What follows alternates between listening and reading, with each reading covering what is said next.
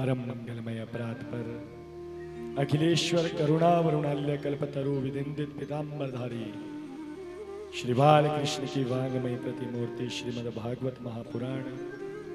दूर दूर से आप सभी भक्तजन, भाई बहन, सभी छोटे बच्चे बुजुर्ग इत्यादि सब आप बैठे हैं।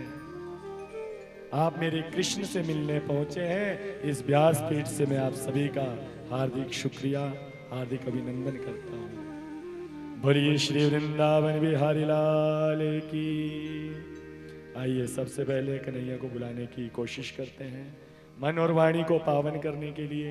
आइए थोड़ी देर हरि नाम संकीर्तन करेंगे। हो आजा सावरे फेरा पाजा सावरे। सब इसको बुलाने की कोशिश करें। आज अंतिम दिवस कथा का है, बड़े प्रेम से उसको बुलाने की कोशिश करते हैं। आइए सभी जरा तालियों के साथ।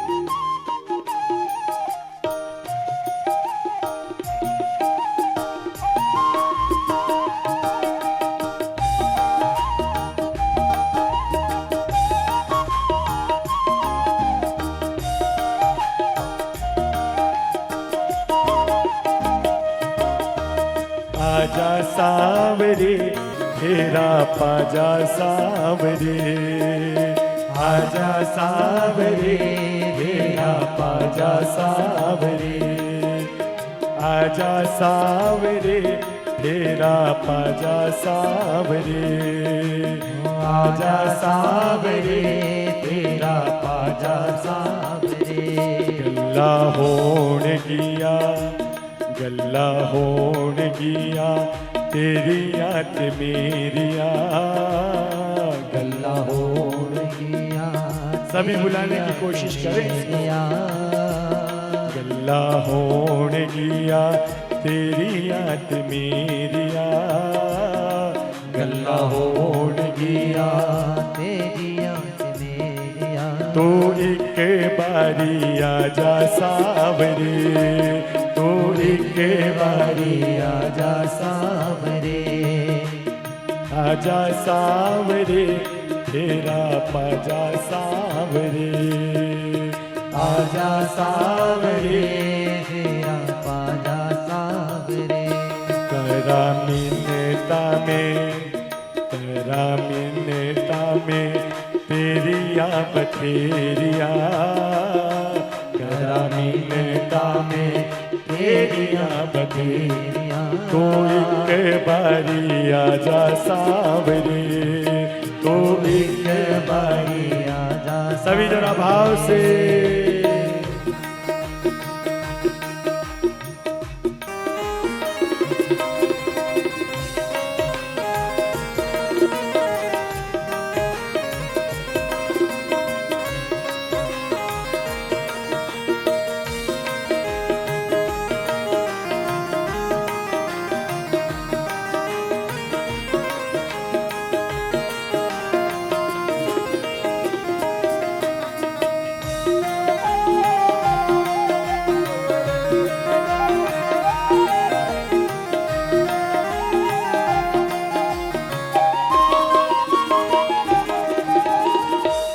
एक प्यार दूजा गौआ ने सता लिया। एक प्यार दूजा गौआ ने सता लिया। एक प्यार दूजा गौआ ने सता लिया। एक प्यार दूजा गौआ ने सता लिया। श्यामा प्यार पाके रोग पेड़ा ला लिया।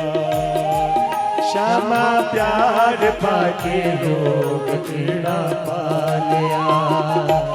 छेती आजा आजा आजा, छेती आजा आजा आजा।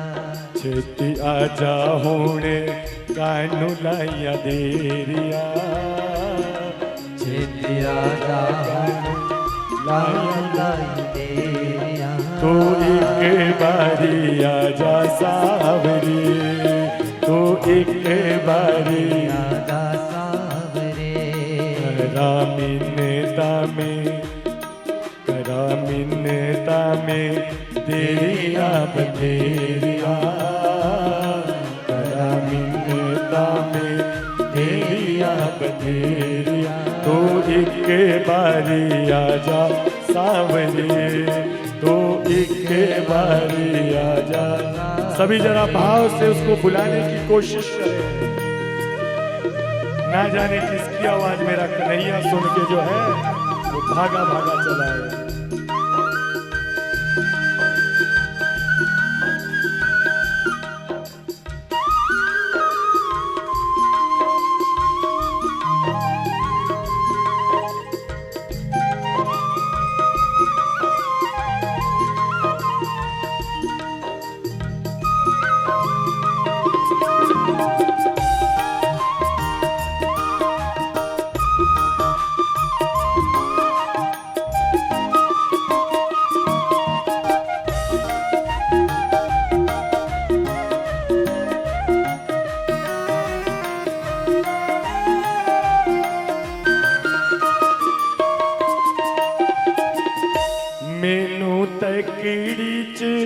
पाके शाम तो लीना, मेनू तकेड़ी चे पाके शाम तो लीना, मेनू तकेड़ी चे पाके शाम तो लीना, मेनू तकेड़ी चे पाके शाम तो लीना, मेनू गलियां च कट्ठा मांगो रोलीना, मेनू गलियां च कट्ठा मांगो रोलीना। राता कालियां ते,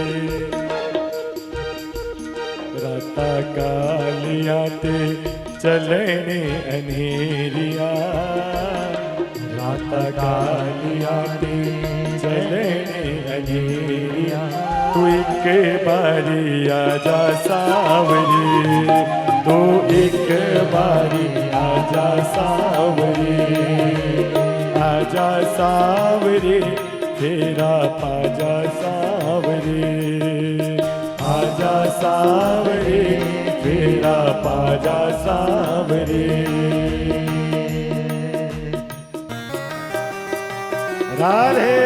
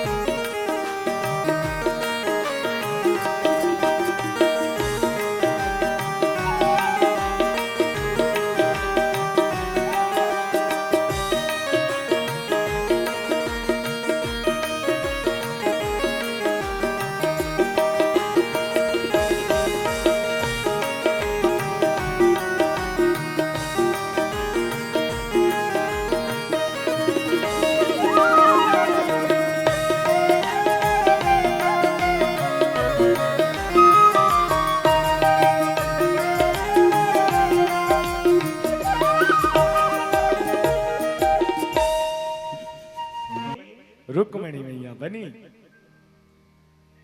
अच्छा, जब द्वारिका में लेकर आए, सब में हल्ला पड़ा, लो जी कन्हैया का ब्याह हुआ है भाई। सब मित्रगण कन्हैया के पास जा जाकर पूछ रहे हैं कि भाभी कैसी है हमारी। सभी को होता है भाई, जब हमारी शादी हुई थी हमारे मित्र मिले, वो सब पूछते थे कैसी है हमारी भाभी। भाई का पूछो ना पूछो, भाभी का पूछता ही है। तो कहते ऐसे ही एक मित्र था, कहते उसकी भी शादी हुई, सब मित्र इकट्ठे होकर पूछने लगे भाई भाभी कैसी है। कहते हैं तो जिसकी नई नई शादी हुई थी वो कहता है महाराज चंद्रमुखी है मेरी घरवाली। तो कैसी है? चंद्रमुखी के समान चमकती है। अच्छा, अब कई दिन बाद फिर से इकट्ठे हो गए, कहते मित्र फिर लगा, मित्र पूछने, कहते भाभी कैसी है? कहते मत पूछ भैया, अब तो ज्वालामुखी बन गई है? मानो ये प्रेम हमारा ये नहीं रह सकता, जैसा पहले होता है वैसा नहीं रहता, बाद में फिर ज्वालामुखी बनी रहती है और कब फट जाए कोई पता नहीं लगता। और पति के ऊपर तो वैसे ही बुरा हाल होता है। पति बाहर जितना मर्जी शहर बने, घर में आके चुपचाप से रहना पड़ता है। चाहे जितनी मर्जी बड़ी पोस्ट पे हो, बाहर बड़ा रुतबा है, परंतु धर्म पत्नी का एक ऐसा प्रेम है कि उसके सामने उसकी नहीं चलती भाई। बेशक दुनियादारी के सामने दिखाए। आज कन्हैया से भी मित्रगण सब पूछ रहे हैं कि हमारी भाभी कैसी है, तो कहते कन्हैया ने एक उत्सव रखा घर में और वहां पे सबको बुलाया है। सब ने जो है रुक्मिणी मैया का दर्शन पाया है। बोलिए सच्चे दरबार की। आज समय ज्यादा नहीं है कथा का, क्योंकि श्राद्ध का कार्य था, इसलिए श्राद्ध के कार्य में बहुत काम फैला हुआ होता है ब्राह्मणों के लिए। सब कुछ काम करने के बाद अब जाके कहीं थोड़ा सा समय कथा के लिए मिलता है। आज सिर्फ परीक्षित मोक्ष होता है, तो ज्यादा विस्तार नहीं करूंगा। इतना विस्तार है इसमें कि अगर आज से अगर कथा जहां रुक्मिणी मैया का विवाह हुआ वहां से भी अगर हम कथा करनी प्रारंभ करें तो कहते महीना निकल जाएगा भगवान की कथा में। इतनी सुंदर सुंदर लीलाएं हैं इसके बीच में, मुझे तो खुद ही समझ नहीं आता मैं कौन सी सुनाऊं और कौन सी छोड़ूं। तो कहते भगवान जी का प्रथम विवाह रुक्मिणी मैया के साथ हुआ है। देखो ये कथा कौन सुना रहा है, कौन सुना रहा है, बोलो। सुखदेव महाराज जी सुना रहे हैं। किसको? परीक्षित को। क्यों क्यों सुना रहे हैं? क्योंकि परीक्षित को 7 दिन में मरने का श्राप लगा है कि तुझे सर्प आएगा और दंश कर जाएगा। ये श्राप आप हम सभी को लगा है, कोई परीक्षित को ही थोड़ा नहीं लगा है। 7 दिन में तो हम सब ने ही मरना है। एक ही दिन होगा कोई बीच में है, सोमवार होगा, मंगलवार होगा या बुधवार होगा, वीरवार होगा, कोई एक ही दिन होगा। प्रभु ने तो सिर्फ 7 ही दिन कथा के लिए बनाए हैं। तो आज परीक्षित का 7वां दिवस है कथा को श्रवण करते हुए सुखदेव महाराज जी। और इधर एक ही जगह कथा नहीं चली है, ये उधर सूत जी महाराज भी सुना रहे हैं कथा। किसको? शौनकादि 88,000 ऋषियों को सुना रहे हैं।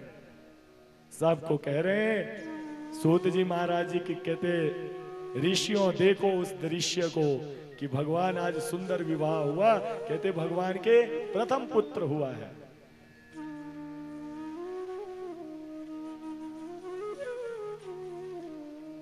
प्रथम पुत्र हुआ है भगवान के।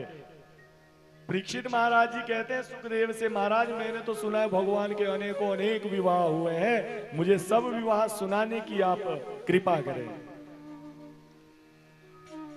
तो परीक्षित महाराज जी को बताते हैं सुखदेव महाराज जी कि परीक्षित आज अंतिम दिवस है, आज सिर्फ वो सुनाऊंगा जो तेरे काम आने वाला है? तो कहते भगवान का दूसरा विवाह जामवंती के साथ भगवान ने दूसरा विवाह किया है। बोलिए श्री वृंदावन बिहारी लाल की जय। परीक्षित ये जो जामवंती है ये भालू की पुत्री है, जामवंत। ये रामायण में भी आता है। अच्छा, जामवंत की अगर बात बताऊं मैं, ये सबसे बूढ़ा होता था राम जी की, इसमें राम की टीम में जितने भी थे सबसे बूढ़ा होता था। और इतना विद्वान था ये कि जहां जहां राम भगवान जी को जरूरत पड़ी सबसे पहले जामवंत से पूछते थे।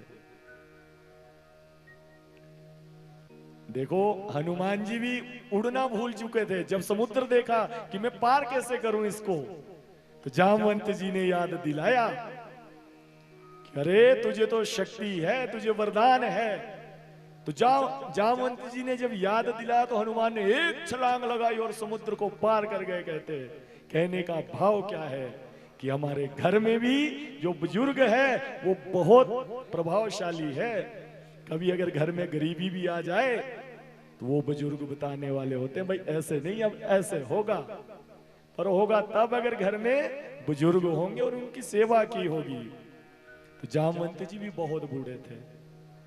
उन्होंने मांगा था भगवान से कि भगवान सारा युद्ध खत्म हो गया, मेरे साथ किसी ने युद्ध ही नहीं किया, मैं तो बड़ा दुखी हूं, मेरी इतनी ताकत मेरे अंदर है, यही मुझे पता नहीं कि मेरे अंदर ताकत कितनी है। प्रभु मुझे ये आशीर्वाद दो। प्रभु ने कहा अच्छा तक मांगो, क्या चाहते हो? जामवंत ने मांगा, प्रभु मैं आपसे युद्ध करना चाहता हूं, मैं अपनी ताकत आजमाना चाहता हूं कि कितनी की ताकत है मुझ में। कहते श्री रामचंद्र भगवान ने हाथ जोड़ दिए। कहते जामवंत जी, इस समय मैं आपसे युद्ध नहीं कर सकता, भक्त और भगवान का युद्ध नहीं हो सकता। ये त्रेता युग आया है, कहते इस युग में मैंने जो अवतार लिया है उसमें मैं आपसे युद्ध नहीं कर सकता, परंतु द्वारिका जब कृष्ण के अवतार में मैं आऊंगा, द्वारिकाधीश बनकर जब आऊंगा, तो कहते आपसे युद्ध में अवश्य करूंगा, ये मेरा वचन है। तो आज कहते मणि का बहाना लगा, वो शेर के हाथ लगी। सत्राजित राजा था, उसके पास मणि थी, वो कहते जंगल में चला गया प्रसेनजीत मणि को लेकर, और एक शेर के हाथ वो मणि लगी। शेर ने वो मणि सत्राजित राजा से, प्रसेनजीत राजा से ली है और अपनी गुफा में ले गया। कहते आगे जाकर जामवंत जी मिले, युद्ध हुआ दोनों में, उधर जामवंत जी जीत गए उस शेर से। तो कहते वो मणि अपनी पुत्री को दे दी। कहते भगवान के ऊपर कलंक लगा है झूठा कि भगवान ने मणि चुराई है। तो कहते उस मणि को ढूंढते ढूंढते हुए आज भगवान जामवंत जी से मिलते हैं और इन दोनों के बीच में खूब मल्ल युद्ध होता है। कहते जब जामवंत थक गया लड़ते लड़ते, तब याद आई त्रेता युग की कि कहीं ये प्रभु तो नहीं है। फिर हाथ जोड़कर कहता है प्रभु बताइए, अपना असली स्वरूप दिखाइए। तो भगवान ने राम का अवतार वहां पर दर्शन करवाया कि मैं वही हूं त्रेता युग वाला। जामवंत जी पूछने लगे तो फिर आप यहां पर कैसे आए? जामवंत जी से कहते हैं कन्हैया, कहते मुझे ऐसा सा चोरी का इल्जाम लगा है, वो मणि तुम्हारे पास है, मुझे वो मणि दे दे। जामवंत जी कहते मणि तो मैं दे दूंगा प्रभु, परंतु इस युग में आप ब्राह्मण नहीं है, मैं आपको दान नहीं कर सकता। मैंने इसको जीता है तो ये मणि मेरी है, मैंने इसे जीता है, जीत के हासिल किया है, तो ये मणि मेरी है। अब मैं आपको इसको दान तो नहीं दे सकता, तो कैसे दूं प्रभु मैं इस मणि को? प्रभु ने कहा मुझे तो इस मणि की बड़ी आवश्यकता है।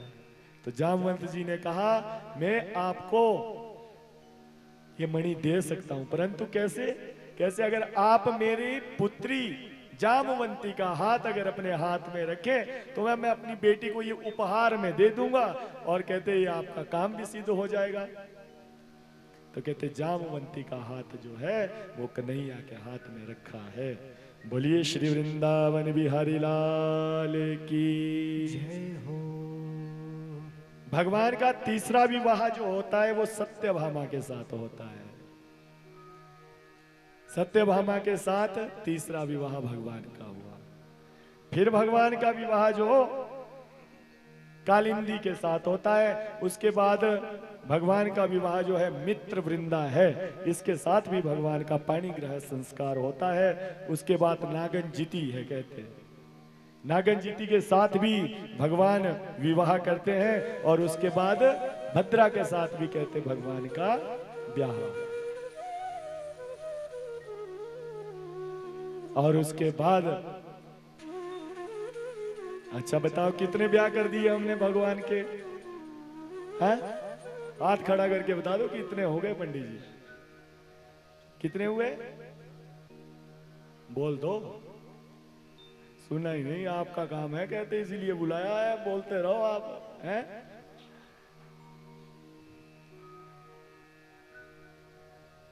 कितने विवाह हुए हैं भगवान के बताओ जरा, जोर से बोलो, कम सुनता है मुझे।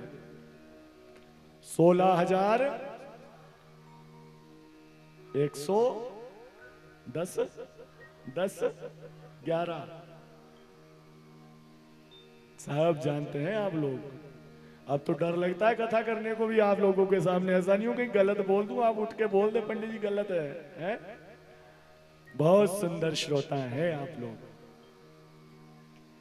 तो कहते भगवान का 8वां विवाह जो है वो लक्ष्मणा के साथ होता है। तो भगवान के पूरे कितने विवाह हो गए?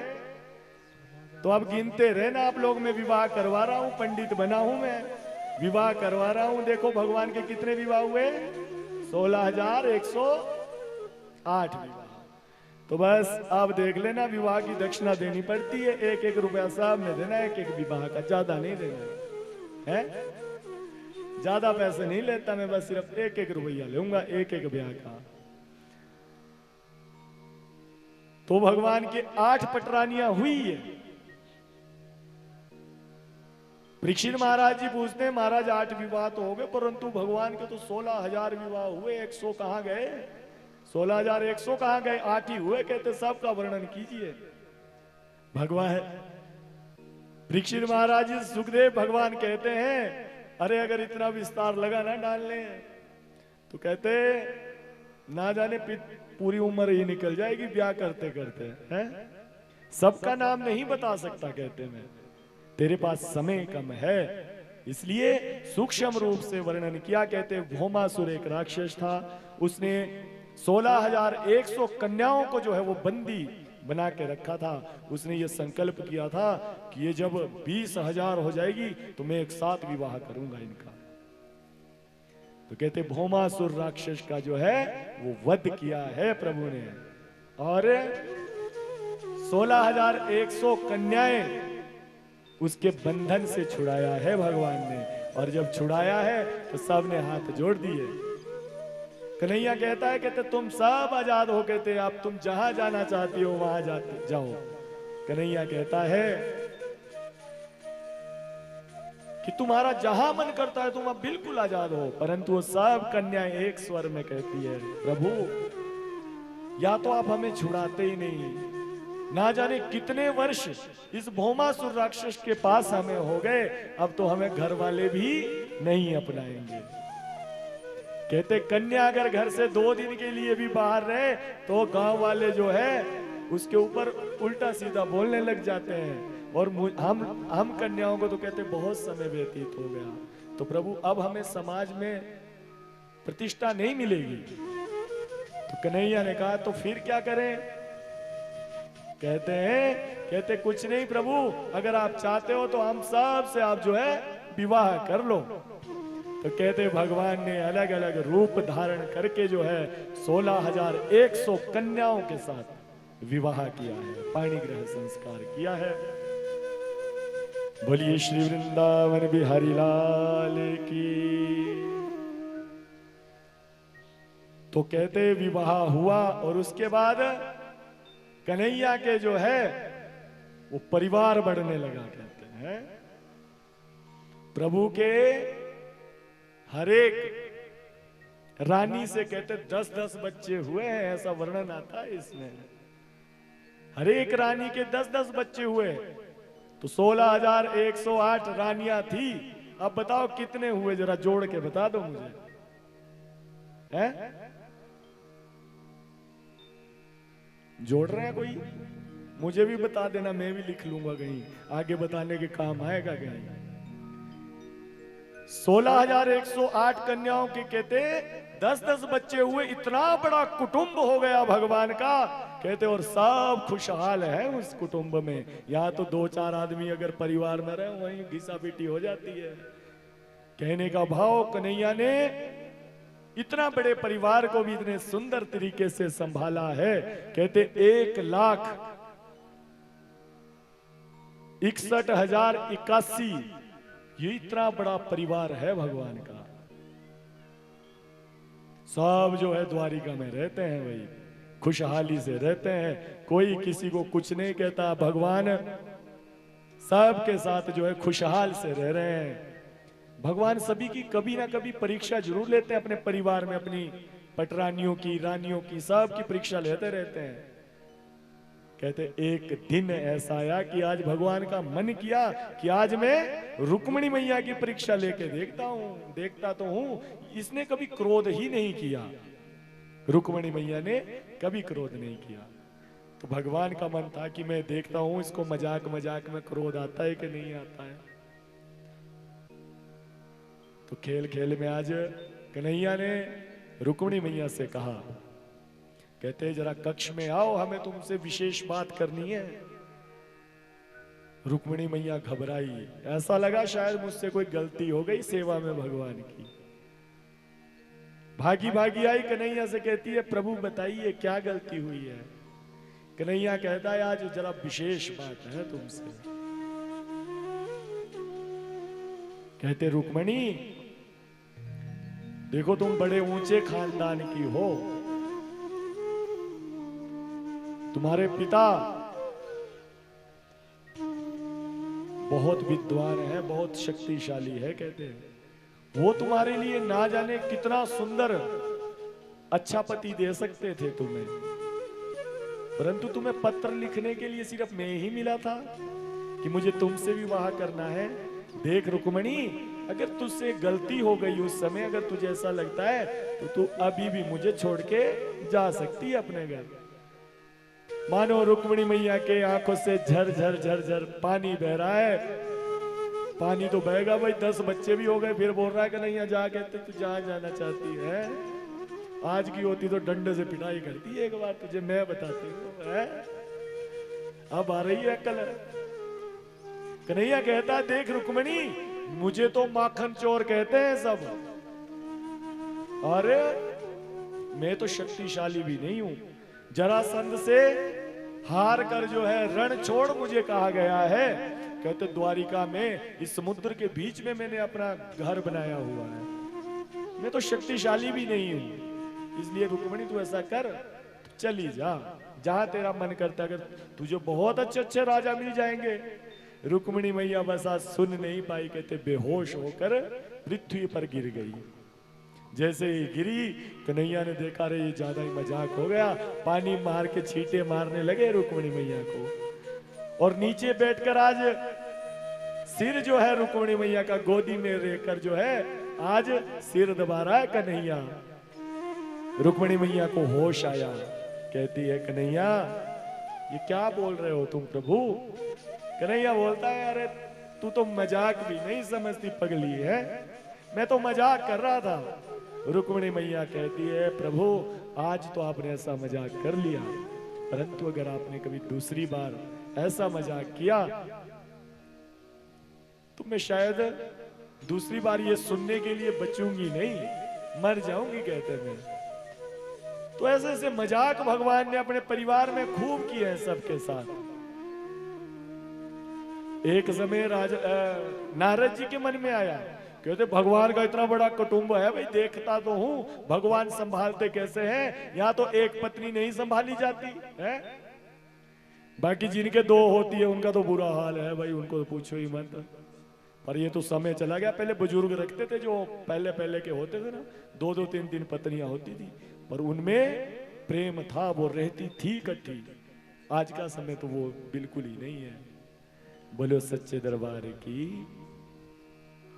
तो कहते आज नारद जी ये दृश्य देखने के लिए आए।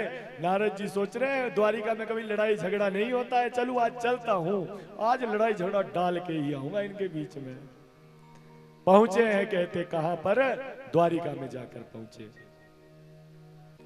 नारद जी ने सोचा कोई अकेली मिल जाए ना कोई रानी भगवान की, उसको भड़काऊंगा ठीक, ये तुझसे प्रेम नहीं करते। आज नारद जी ने मन में सोचा है, आप भी उस दृश्य को देखिए कि नारद जी की उस समय क्या दशा होगी। नारद जी सीधे पहले रुक्मिणी के मैया के कमरे में जाते हैं, कक्ष में जाते हैं, और जैसे ही अंदर प्रवेश कर रहे हैं क्या देखते हैं, रुक्मिणी मैया कृष्ण भगवान के जो है वो चरण दबा रही है, मानो साक्षात लक्ष्मी नारायण बैठे हो। नारद जी देखकर घबराए, अरे यहाँ तो कन्हैया है, दूसरी जगह देखता हूँ, यहाँ नहीं चलेगा मेरा काम। वहां से भागे, सत्यभामा के कमरे में पहुंचे। कहते हैं सत्यभामा के कमरे में जैसे पहुंचे, वहां पर देखते हैं कि भगवान वहां पर चौसर खेल रहे हैं उनके साथ, सत्यभामा के साथ।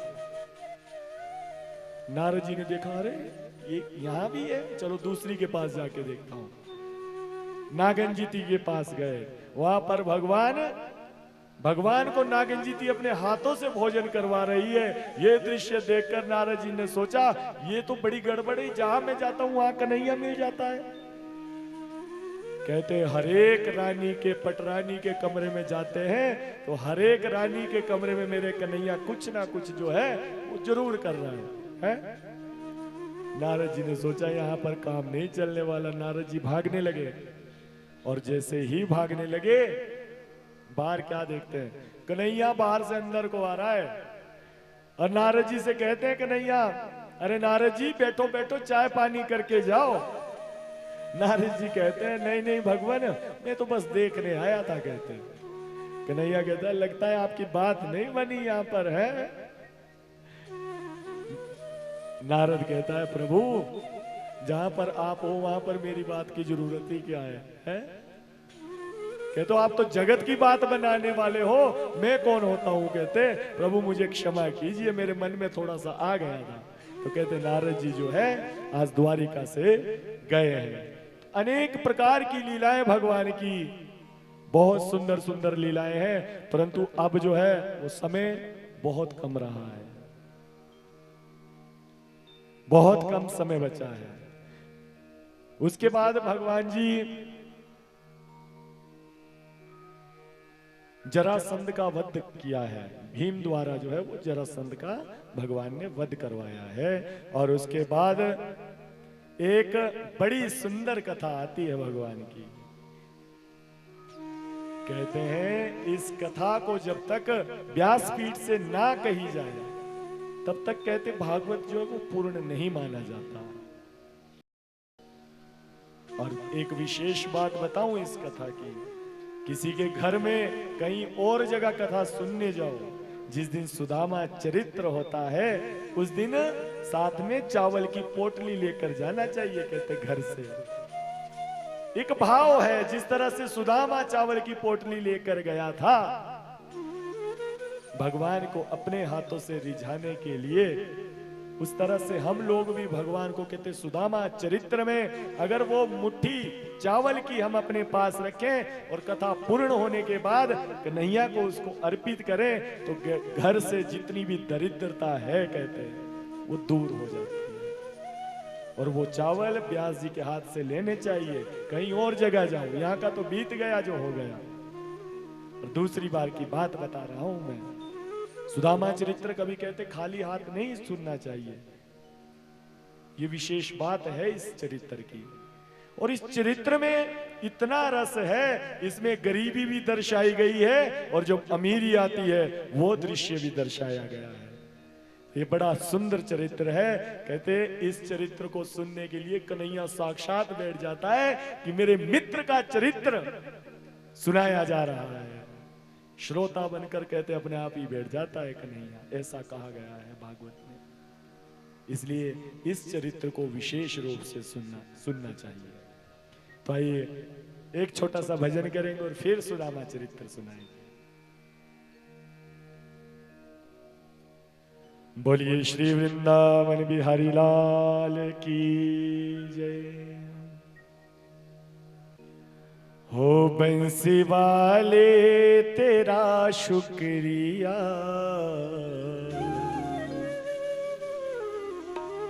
तूने जीवन में सब कुछ दिया। आइए सभी जरा प्रेम से, जिसको लगता है कि इस कन्हैया ने हमें सब कुछ दिया है वो जरा ध्यान लगा के एक बार सोचना कि हम क्या थे और इसने क्या बना दिया। अगर इसकी रहमत किसी को मिल जाए तो सुदामा जैसा राजा बन सकता है। सुदामा में ही क्यों ये भक्ति है, क्या हम में ये भक्ति ये प्रेम हमारे अंदर नहीं आ सकता? आइए बड़े सुंदर शब्द हैं इस भजन के, तालियां बजाते हुए।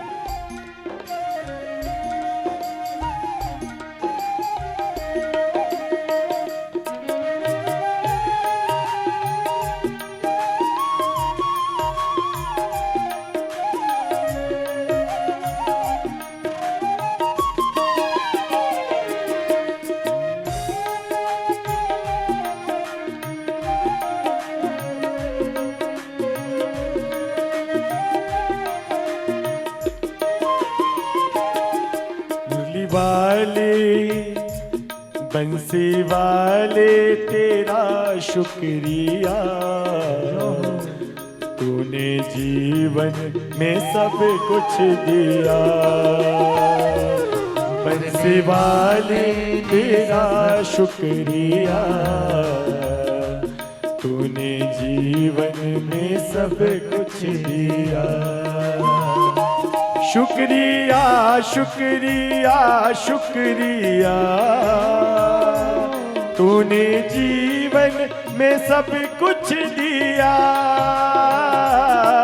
शुक्रिया शुक्रिया शुक्रिया, तूने जीवन में सब कुछ दिया। बंसी वाले मुरली वाले तेरा शुक्रिया, तूने जीवन में सब कुछ दिया। मुरली वाले सभी गाइए जरा प्रेम से। तूने जीवन में सब कुछ दिया।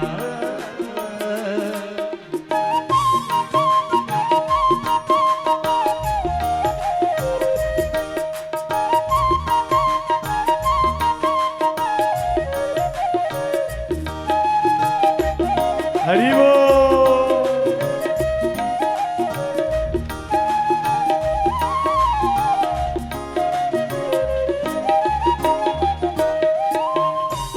तूने भाग्य को मेरे सवारा, आई मुश्किल तो दे दिया सहारा। तूने भाग्य को मेरे सवारा, आई मुश्किल तो तूने भाग्य को मेरे सवारा, आई मुश्किल तो दे दिया सहारा। तूने भाग्य को मेरे सवारा, आई मुश्किल तो दे दिया सहारा। हाथ सर पे हाथ मेरे रख दिया। शुक्रिया शुक्रिया शुक्रिया, बंसी वाले तेरा शुक्रिया, तूने जीवन में सब कुछ दिया। तूने जीवन में सब कुछ दिया।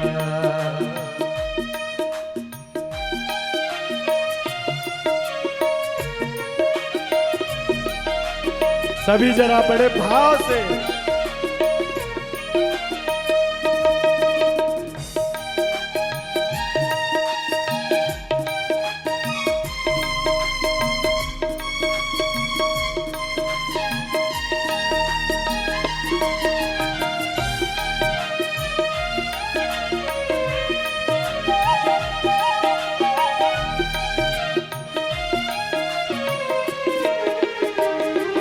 मान इज्जत तूने है बढ़ाई, मान इज्जत तूने बढ़ाई। तेरी कृपा से भक्ति ये पाई, मान इज्जत भी तूने बढ़ाई। तेरी कृपा से मेरी खुशियों में मेरी खुशियों में मेरी खुशियों से घर भर दिया। शुक्रिया शुक्रिया शुक्रिया, बंसी वाले तेरा शुक्रिया, तूने जीवन में सब कुछ दिया।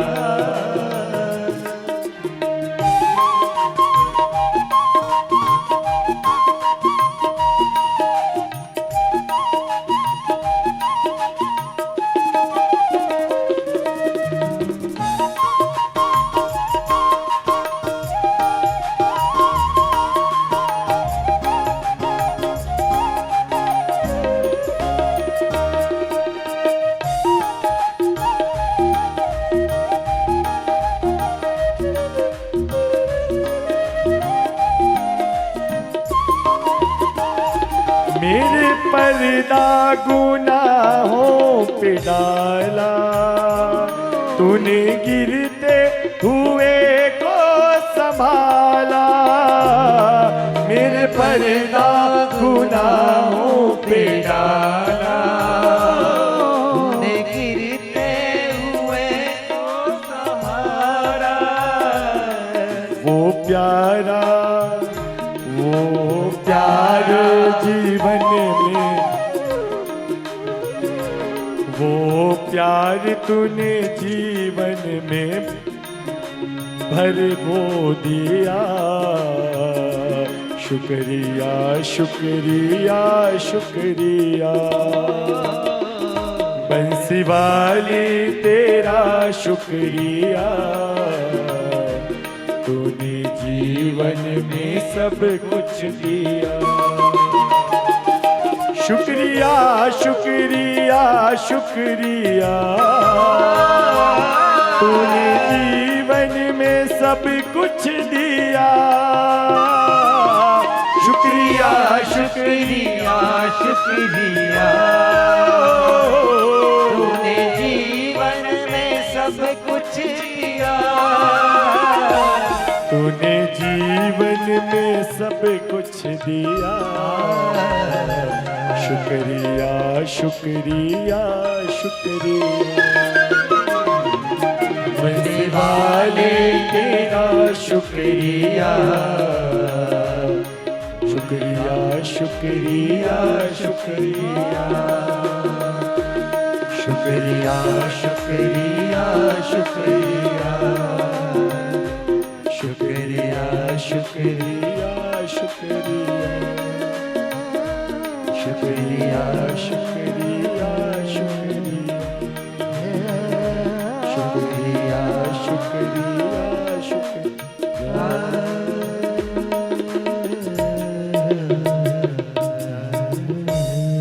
बोलिए श्री वृंदावन बिहारी लाल की जय। जोर से बोलना पड़ेगा भाई सबको। बोलिए श्री वृंदावन बिहारी लाल की, बिहारी लाल की। आज तो ऐसा लग रहा है कुटिया छोटी हो गई सोना की है।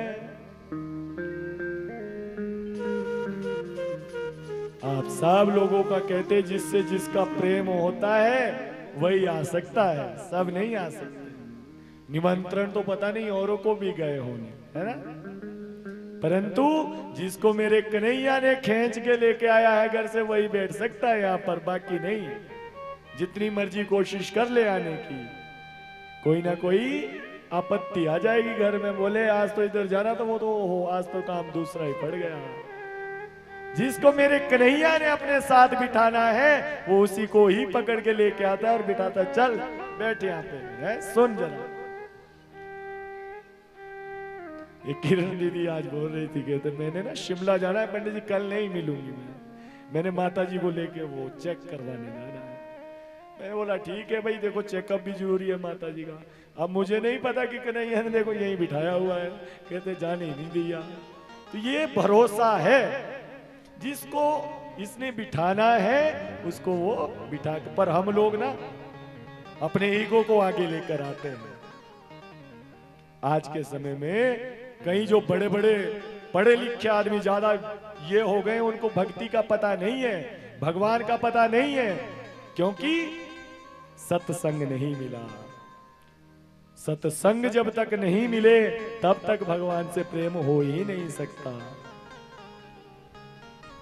मैं सुनाता हूं ना एक कथा, डॉक्टर वार्न की सुनाता हूं। डॉक्टर थे, सच्ची घटना है ये, डॉक्टर वार्न की कथा आती है, ध्यान से मैं सुनाता हूं इसको, क्योंकि इससे भगवान के प्रति आदमी को ऐसा लगेगा कि नहीं ये भगवान सच में, कहीं सोचते हैं ऐसे ही है बस बिठाया हुआ, कुछ नहीं है, परंतु एक सच्ची घटना है भगवान की। डॉक्टर वार्न हुए कहते हैं, जिन्होंने सबसे पहले कैंसर का शोधन करने वाले, इनको पदवी मिली थी, इन्होंने शोधन किया था कैंसर का। नेट पे भी आप सर्च कर सकते हैं, डॉक्टर वार्न नाम था उनका, विदेश में रहते थे कहते। तो कहते इंडिया से एक बार पत्र चला गया उनको, इंडिया से पत्र गया कि आपको सम्मानित करना है, आप ऐसा करें कि आप इस तारीख को जो है इंडिया में पहुंचे और इंडिया में दिल्ली में जो है आपका सम्मान करना है, आपका सम्मानित करना है वहां पर।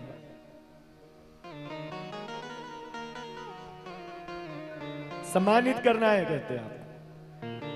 तो कहते सम्मान का भूखा ऐसा कौन होगा जिसको सम्मान का भूख नहीं होगी। हर आदमी भागा भागा जाता है जहां सम्मान मिले, जाता है कि नहीं।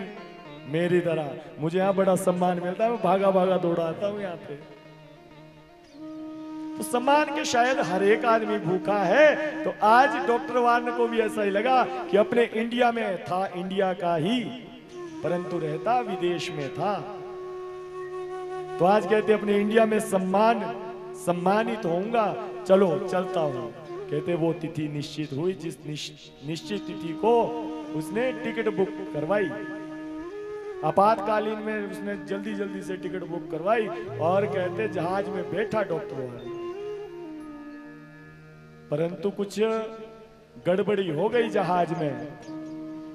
गड़बड़ी होने की वजह से जो है दिल्ली की बजाय जहाज को जो है वो गुजरात में कहते लैंड करना पड़ा, वहां पर उतर गया।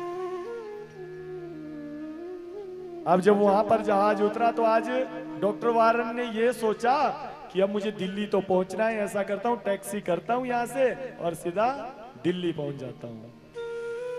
परंतु उस समय मौसम जो था वो बड़ा खराब था। सभी टीवी चैनलों पे कहते ये बता रहे थे कि आज जो है अपने टैक्सी ड्राइवर जितने भी हैं, बस गाड़ियां जो है उन्होंने आज कुछ नहीं चलेगा कहते सड़कों पे।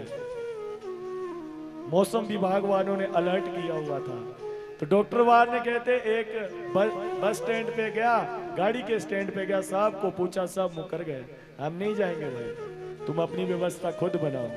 पैसे वाला था भाई, उसने उसी समय गाड़ी खरीदी, अपने लिए गाड़ी खरीदी और उस गाड़ी को खुद ही चलाने लगा। देखो भगवान की माया।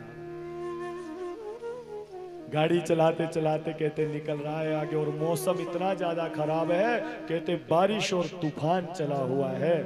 डॉक्टर वार्न अपने रास्ते से जा रहा था और रास्ते में कुछ ऐसी अंधेरी आई कि डॉक्टर जो है वो रास्ता भटक गया।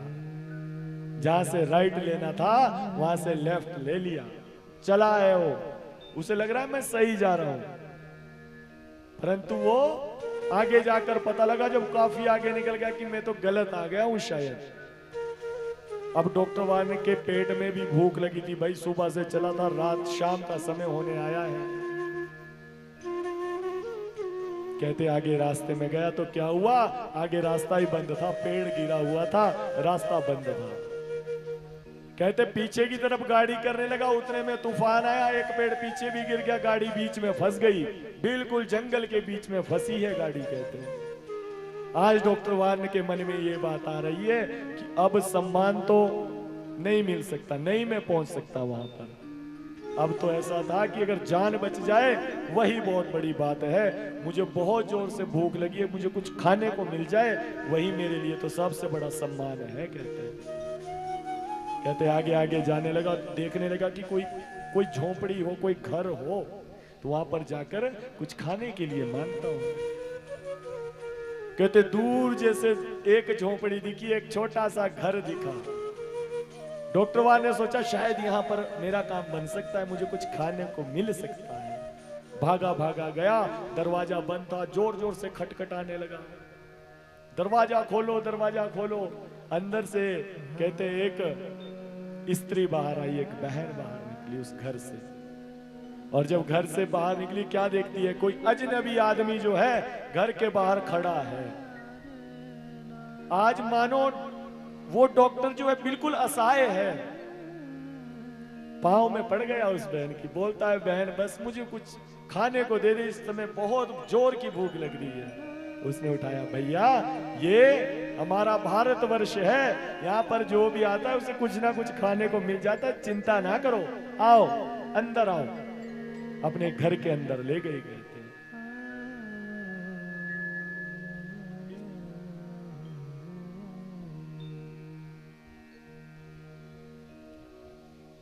तो कहते घर के अंदर लेके आई, एक कुर्सी के ऊपर बिठाया है डॉक्टर वार्न को। ध्यान से सुनना, देखो कितना आनंद आएगा इस कथा में। उसने कहा भैया आप यहाँ पर बैठो, मैं रसोई घर से कुछ चाय वगैरह आपको बना के ले आती हूँ, आप चाय बिस्किट खाना, उतने में जो है भोजन की व्यवस्था बना देती हूँ, कोई बात नहीं।